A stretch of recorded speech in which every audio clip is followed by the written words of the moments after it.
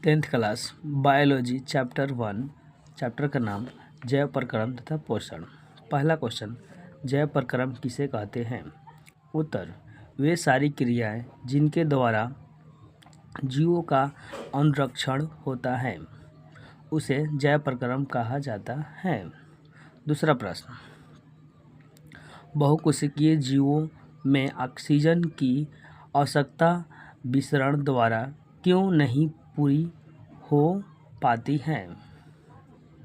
उत्तर, बहुकोशिकीय जीवों की सारी कोशिकाएं अपने पर्यावरण के सीधे संपर्क में नहीं रह पाती हैं, अतः इनमें विसरण की साधारण क्रिया द्वारा ऑक्सीजन की पूर्ति नहीं हो पाती है। तीसरा प्रश्न, जीवों में पोषण की प्रमुख दो विधियां कौन कौन सी हैं? उत्तर, स्वपोषी तथा परपोषी। चौथा प्रश्न, हरे पौधे में किस प्रकार की पोषण पाया जाता है? उत्तर, स्वपोषी। पांचवा प्रश्न, जंतुओं में पोषण की कौन सी विधि पाई जाती है? उत्तर, परपोषी। 6 नंबर प्रश्न, 3 प्रकार की परपोषण विधियों का नाम लिखें। उत्तर, मृतजीवी पोषण, परजीवी पोषण तथा पारिश्रम पोषण। 7 नंबर प्रश्न, संपूर्ण प्रकाश संश्लेषण की प्रक्रिया का रासायनिक समीकरण लिखें। उत्तर, 6CO2 plus 12H2O 6C6H12O6 plus 6O2 plus 6H2O। 8 number प्रश्न, प्रकाश संश्लेषण की प्रक्रिया को उत्पादक के रूप में क्या बनता है? ऑक्सीजन। 9 नंबर प्रश्न, प्रकाश संश्लेषण की प्रक्रिया हरित लवण या क्लोरोप्लास्ट में ही क्यों हो पाती है? उत्तर, हरित लवण में क्लोरोफिल वर्णक पाए जाते हैं जो हरे पेड़ या स्वपोषी जीवों में पाए जाते हैं। क्लोरोफिल वह वास्तविक अणु जिसके द्वारा प्रकाश संश्लेषण की प्रक्रिया संपन्न होती है। 10 नंबर प्रश्न, प्रकाश संश्लेषण के लिए किन किन पदार्थों की आवश्यकता होती है? उत्तर, प्रकाश संश्लेषण की प्रक्रिया के लिए निम्न पदार्थों की आवश्यकता होती है, जैसे पूर्ण हरित, क्लोरोफिल, कार्बन डाइऑक्साइड, जल, सूर्य के प्रकाश। 11 नंबर प्रश्न, प्रकाश संश्लेषण प्रक्रिया के लिए पौधे CO2 कहाँ से प्राप्त करते हैं? वायुमंडल से। 12 नंबर प्रश्न, कटक एवं जीवाणुओं में प्रकाश संश्लेषण की प्रक्रिया क्यों नहीं हो पाती है? उत्तर, कवक एवं जीवाणुओं में क्लोरोफिल वर्णक उपस्थित नहीं होता है और 7 कवक एवं जीवाणुओं पारिश्रम पोषण के जीव हैं। 13 नंबर प्रश्न, पोषण के दृष्टिकोण से अमीबा तथा पैरामीशियम किस प्रकार के जंतु हैं? पारिश्रम पोषण के। सही उत्तर।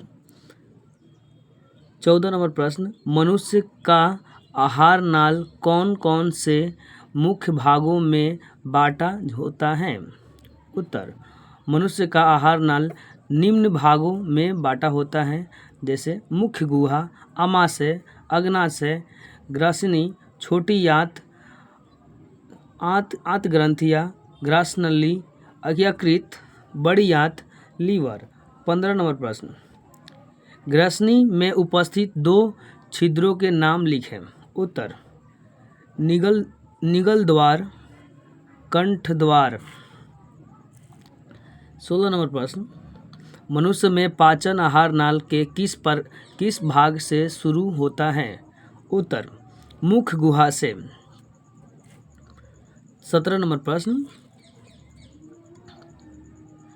मनुष्य के आहार नाल के किस भाग में पचे हुए भोजन का अवशोषण होता है? उत्तर, छोटी आंत में। क्लोरोफिल वर्णक कहाँ पाए जाते हैं? उत्तर, हरे पेड़ पौधों के क्लोरोप्लास्ट में क्लोरोफिल वर्णक पाए जाते हैं। 19 नंबर प्रश्न, प्रकाश संश्लेषण प्रक्रम द्वारा पौधे क्या निर्माण करते हैं? उत्तर, ग्लूकोज या कार्बोहाइड्रेट। 20 नंबर प्रश्न, मृत जीवी को क्या कहा जाता है? अपघट्ट। 21 नंबर प्रश्न, जिस जीव के शरीर से परजीवी अपना भोजन प्राप्त करते हैं वे क्या कहलाते हैं? पोषी। गोबर छत्ता में किस प्रकार का पोषण होता है? उत्तर, मृत जीवी पोषण।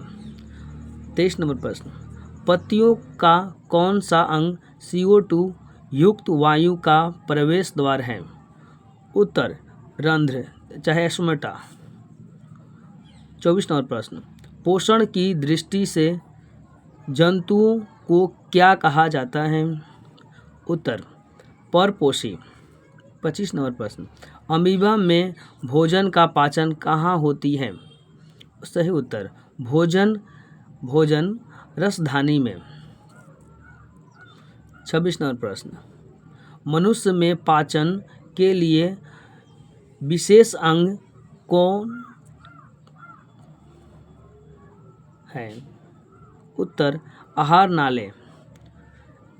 23 नंबर प्रश्न, मनुष्य के जीभ के ऊपरी सतह पर पाई जाने वाली पाचन रचना को क्या कहते हैं?